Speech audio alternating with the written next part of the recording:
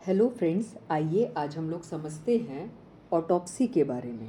आम भाषा में जिसको हम लोग क्या कहते हैं, पोस्टमार्टम, उसको हम लोग फॉरेंसिक मेडिसिन में कहते हैं ऑटोप्सी।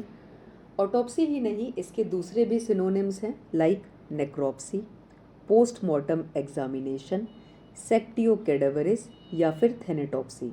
तो इनमें से कोई भी टर्म आप यूज़ कर सकते हैं, लेकिन मोस्ट कॉमन हम जो टर्म यूज़ करते हैं आम भाषा में हम कहते हैं पोस्टमार्टम। ठीक है, तो पोस्टमार्टम है क्या?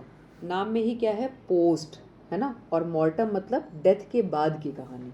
ठीक, तो पोस्टमार्टम या ऑटोप्सी जो है एग्जामिनेशन है पर्सन की बॉडी का आफ्टर हिज और हर डेथ। ठीक है, तो ये जो एग्जामिनेशन आप डेथ के बाद कर रहे हैं इसी को आप कहते हैं ऑटोप्सी। ठीक है, ये एक एसेंशियल पार्ट होता है डेथ इन्वेस्टिगेशन का, क्योंकि तभी आप जान पाएंगे क्या कॉज ऑफ डेथ था, क्या मैनर ऑफ डेथ था, टाइम सिंस डेथ के बारे में और भी बहुत सारी चीज़ें, है ना। तो आपका ये एक एसेंशियल पार्ट हो जाता है डेथ इन्वेस्टिगेशन का ऑटोप्सी। ऑटोप्सी अगर हम देखें तो एक हमारी होती है मेडिको लीगल ऑटोप्सी और एक होती है हॉस्पिटल ऑटोप्सी। आम भाषा में हम बहुत यूज़ करते हैं पोस्टमार्टम पोस्टमार्टम, लेकिन क्या इसका बेसिक मतलब हमको पता है कि किसको आप पोस्टमार्टम कह रहे हो, किस टाइप की ऑटोप्सी के बारे में आप बात कर रहे हैं। ठीक है, तो जो ऑटोप्सी है ये हमारी हुई दो टाइप की। एक होती है medico legal autopsy. Medico legal है ना, कोई ना कोई लीगल इश्यूज इन्वॉल्व है तब आप कर रहे हो। तो medico legal autopsy done when some legal issues involved like homicide, accident, suicide या कोई भी सस्पिशियस डेथ। ठीक है, इंडिया में जो है ये कौन करते हैं, रजिस्टर्ड मेडिकल प्रैक्टिशनर जो हैं वो कंडक्ट करते हैं मेडिको लीगल ऑटोप्सी।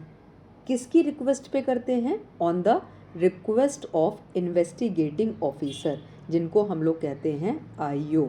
ठीक है, तो मेडिको लीगल है, इसका मतलब तब करी जा रही है जब कोई लीगल इशू इन्वॉल्व है। इंडिया में रजिस्टर्ड मेडिकल प्रैक्टिशनर आरएमपी करते हैं on the request of IO, means investigation officer.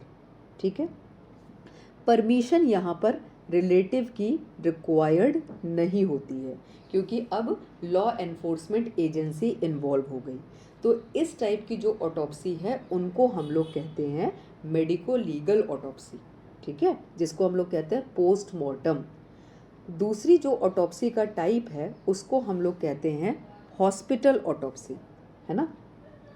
Clinical autopsy भी कह सकते हो, पैथोलॉजिकल ऑटोप्सी भी कह सकते हो। तो ये हो गए इनके दोनों सिनोनिम्स, है ना। अब हॉस्पिटल है तो कहीं ना कहीं आप इसलिए कर रहे हो जिससे कि आपकी नॉलेज एनहेंस हो जाए, है ना। तो ये आप करते हो एकेडमिक पर्पस के लिए, रिसर्च के लिए।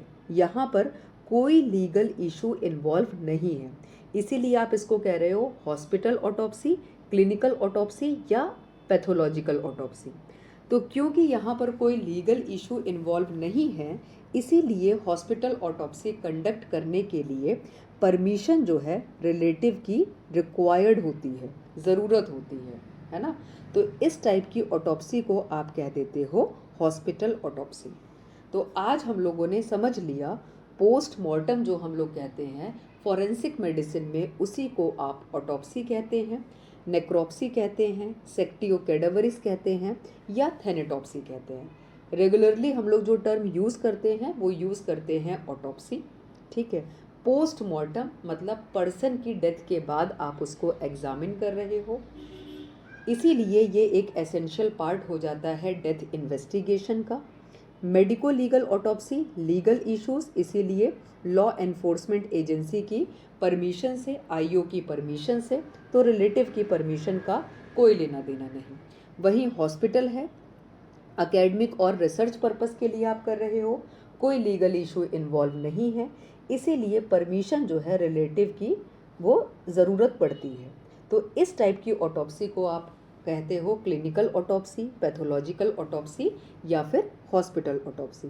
तो थोड़ा सा आज हम लोगों को आइडिया हो गया ऑटोप्सी क्या होती है। ठीक है, नेक्स्ट वाले सेशन में हम देखेंगे क्या ऑब्जेक्टिव्स होते हैं ऑटोप्सी के। या क्या ऑब्जेक्टिव होते हैं मेडिको लीगल ऑटोप्सी का। ठीक है, थैंक यू।